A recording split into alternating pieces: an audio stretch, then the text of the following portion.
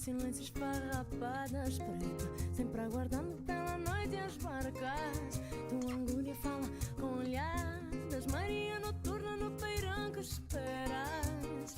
Pelo dia não vivas, nasces cada sol pôr, cais a primeira estrela.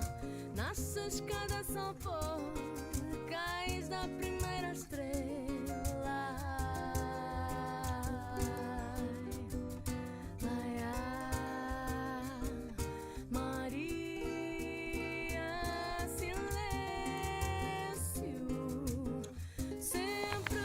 Hey guys, I want to show you a little bit about these beautyberries, what they look like. You can see right there the color.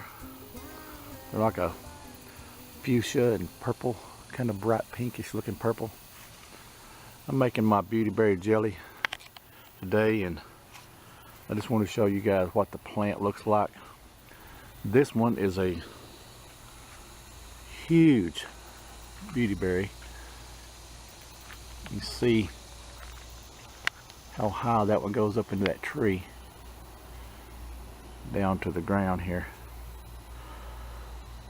I'll show you that fence as a reference in the background and how high it is.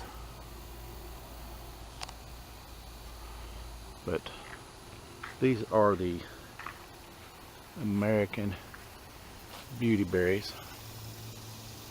and this one is just covered. So I'll get back with you when I start making this jelly and show you what it looks like.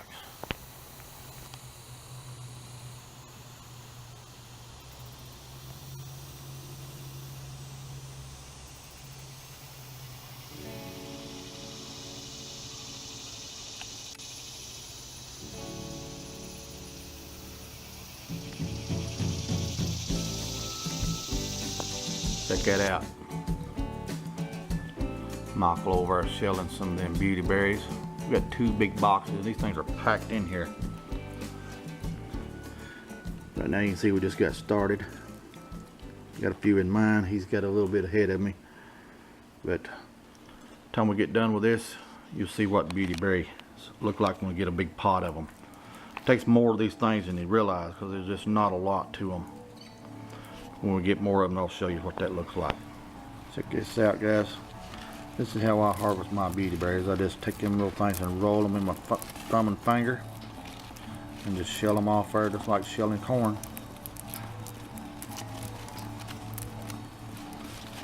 A little hard to do with one hand, but you can see how I do it.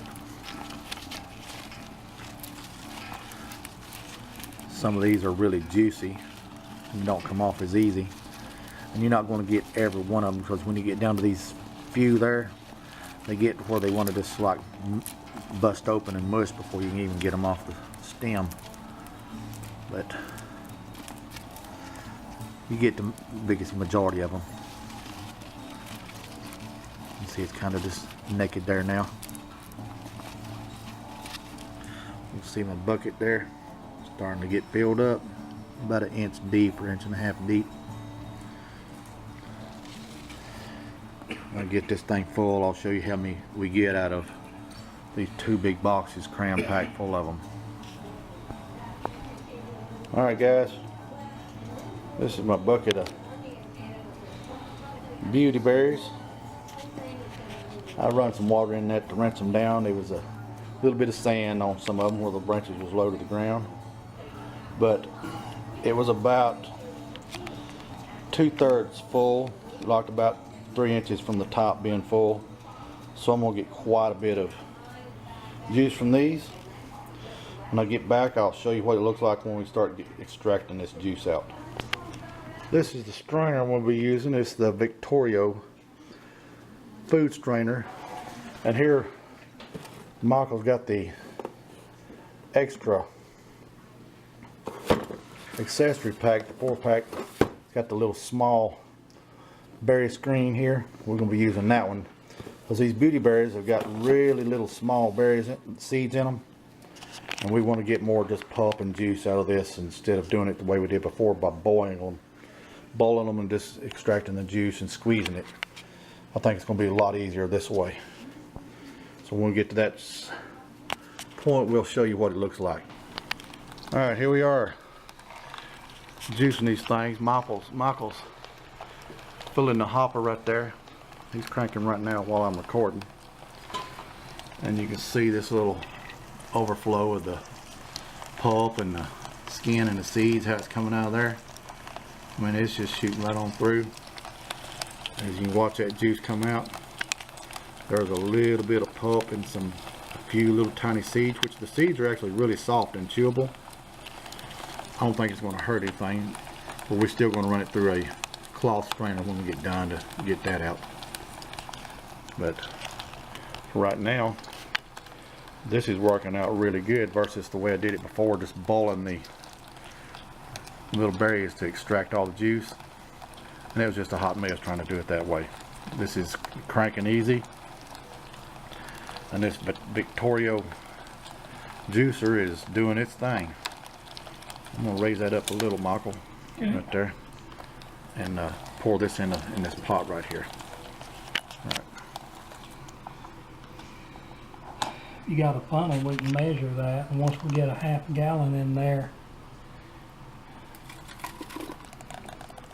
Oh, that's got a little pulp in it and everything. Yeah, it ain't gonna hurt anything. But guys, this is what we're gonna do here. We got that big pot right there, and we got another 4 or 5 gallons to go, about 3 or 4 gallons. But we'll let you see more when we get all this juiced out and get it in a pot ready to make the jelly. You see a steam rolling out of there. This is almost ready to add the sugar. Then put the pectin in. And this one right here's already got sugar in it. And this batch over here, Michael's staring, Pretty already got the colored. sugar in it. Look at that pretty color. It's like a dark maroon. Pretty soon this one right here is going to be ready to add the sugar to. Probably about 2 or 3 more minutes. I'll get that in there. I'll let you see how pretty that is. And this pot, you can see it a little better because of the white sides, and it's a little deeper down in there. I'll get back to you in a few minutes. Alright guys, here we are with the sugar added. How much darker that got. Make a nice wine color. Sugar always makes it darker and prettier. Michael, how's yours doing over there? Mine's looking good. I just figure it's going to start coming to a boil, and once it does that, I gotta kind of stay on it because there's so much of a batch in here. That's a triple batch.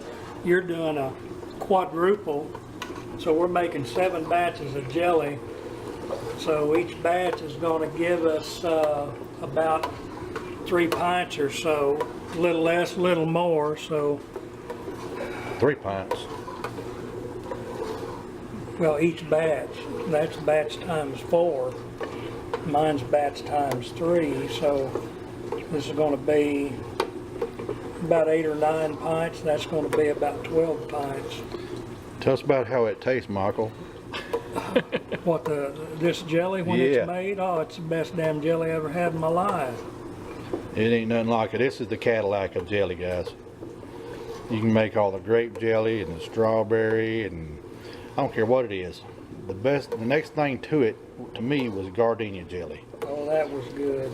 But I've been hankering for this. Yeah, we've been 2 years. We missed out making it last year. We waited too long. Things come up. We just didn't get out there to pick the berries.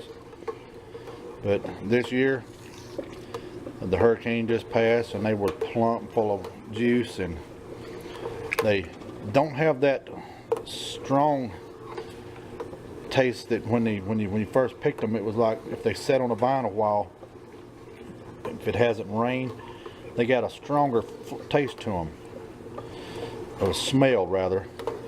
But this year, I guess the rain just rinsed whatever it is on them to make them a little more milder, but it's still got a smell and a taste of its own. But all that goes away once you get the sugar and the pectin in it. I'm gonna get off here and stir this a little while. When it gets to the raging boil and get ready to put it in the jar, we'll show you that. Okay guys, this is my batch of Beautyberry jelly I made today. I got 18 pints. Lift this one up here and let you see it. Kind of a dark maroon color. This is the Cadillac of jelly. Grape jelly, strawberry, nothing. Ain't nothing got. It's just nothing compared to this stuff. So if you guys want to make some awesome jelly, go out now. I know in the south area here where I'm at in Pensacola, Florida, and southern Alabama area, I've even seen it grown in Tennessee when I was there, but I remember seeing a lot of it in Georgia area and Florida and southern Alabama.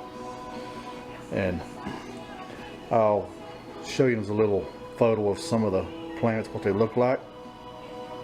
Made some footage today and there was some traffic behind me, and I was going to do it there where I had my big patch at, and I drove off and forgot about making some footage of the plants so you can get a look at it. So I'm going to have to go back tomorrow and let you see what they look like in the wild.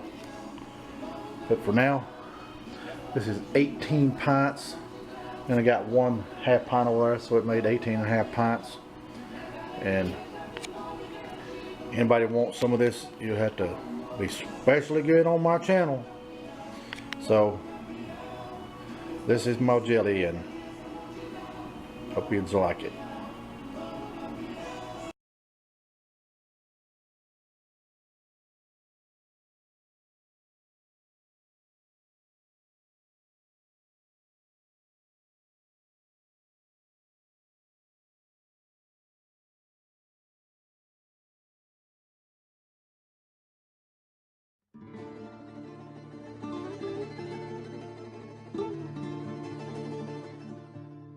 Ainda bem que agora encontrei você.